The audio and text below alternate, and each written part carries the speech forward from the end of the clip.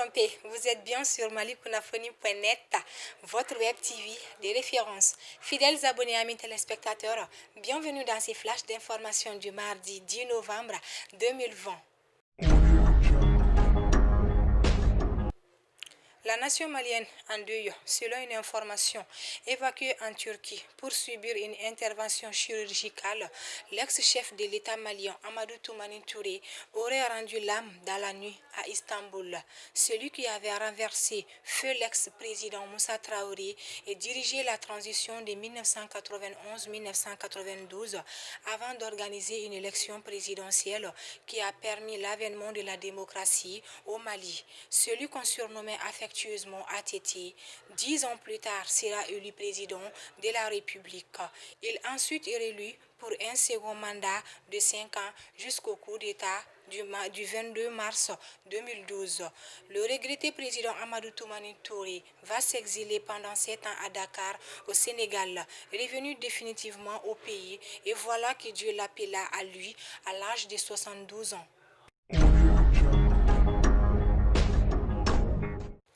Après la tenue de l'examen du bac, celui des brevets de techniciens BT1 et BT2 a débuté hier pour prendre fin le jeudi prochain.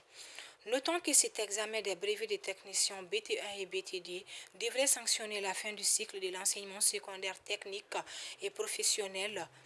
Ce sont en tout et pour tout 32 220 candidats répartis dans 181 centres au niveau national qui sont inscrits. Les autorités de tutelle ont mobilisé et déployé 3092 surveillants pour encadrer les postulants.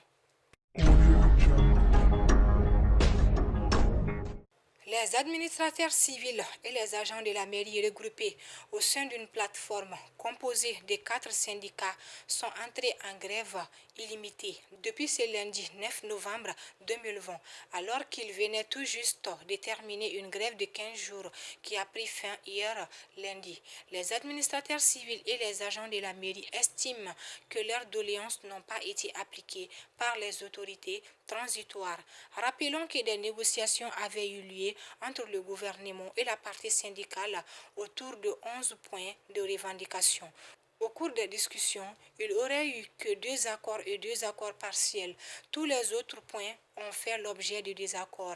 Les grévistes menacent de paralyser les gouvernorats, les préfectures et les mairies jusqu'à ce que leurs doléances soient satisfaites.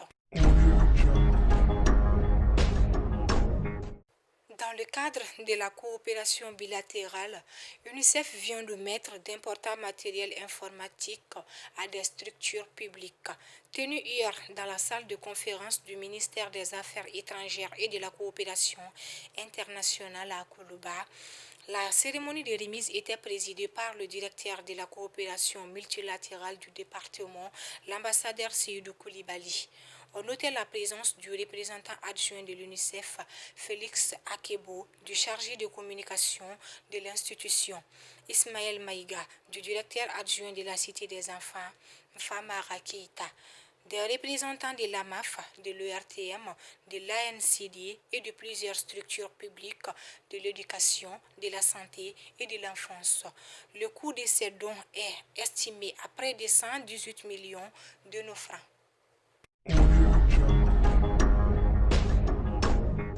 La force Barkhane vient dans la nuit du 6 au 7 novembre 2020 mener une opération de distribution de quelques tonnes de riz pour soulager la souffrance des populations du village de Faraboukou assiégé depuis des semaines par des groupes terroristes.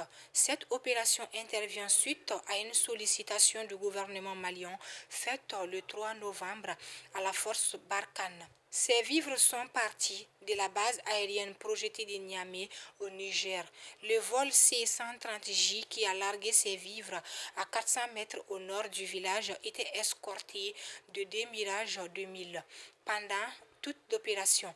L'opération qui permettra à 3000 habitants du village d'avoir du vivre, selon nos forces, a eu l'appui des guetteurs aériens tactiques avancés des FAMA qui ont fourni aux équipages des appareils engagés les positions des troupes partenaires.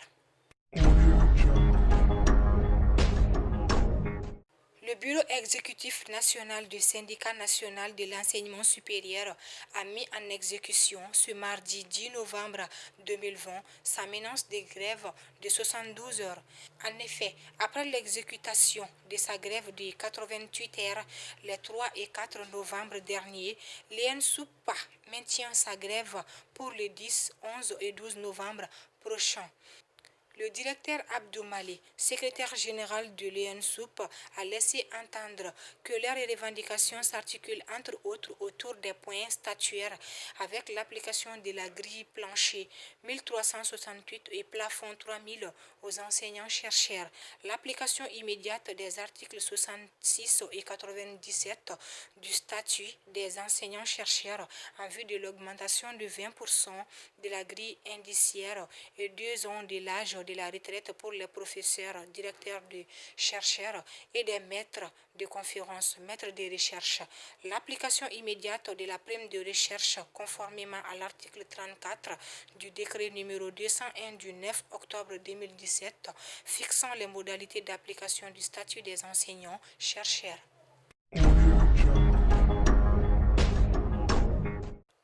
La ville de Fana va d'horaire en horaire. En effet, l'on a appris que du mardi 3 au mercredi 4 novembre 2020, au quartier Badjalan, un homme du nom de Bemba Traoré, marié et père de 4 enfants, aurait été décapité. Selon notre source, la victime aurait été décapitée dans sa chambre à coucher.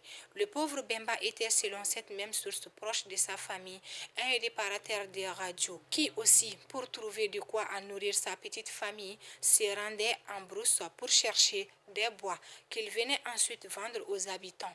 Encore sous le choc de ces crimes crapuleux, les proches et familles de la victime demandent aux autorités judiciaires de tout mettre en œuvre afin d'arrêter les coupables qui courent toujours dans la nature.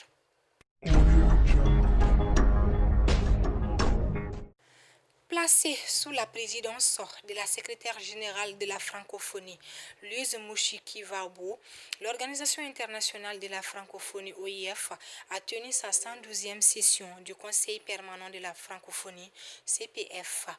C'était du 4 et 5 novembre dernier. La situation politique de notre pays, le Mali, a été au cœur de cette session. En effet, il faut noter que la déclaration de Bamako, premier texte à portée internationale consacré à la démocratie, sera célébré mardi 10 novembre 2020.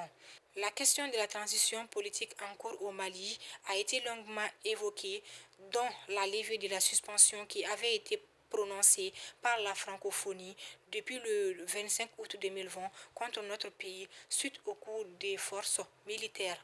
Le Conseil permanent de la francophonie a saisi l'occasion pour encourager les autorités de manière parraine, crédible, à la construction d'un espace politique inclusif et au renforcement de l'ouverture démocratique. En particulier par une représentation renforcée des femmes au sein des organes de la transition et dans la reconstruction du pays. Le Conseil permanent de la francophonie a surtout invité les autorités de transition à la mise en place d'un Conseil national de transition représentatif des différentes forces politiques et de la société civile malienne, instance qui devra assurer le contrôle législatif de l'action du gouvernement de transition et notamment l'adoption et le suivi de la mise en œuvre de la feuille de route de la transition, comme le prévoit la charte de la transition. Fidèles abonnés, amis téléspectateurs de malikounafoni.net, c'était Fatoumata Koulibaly et votre flash d'information du mardi 10 novembre 2020. Bonne suite des programmes sur malikounafoni.net. Restez connectés.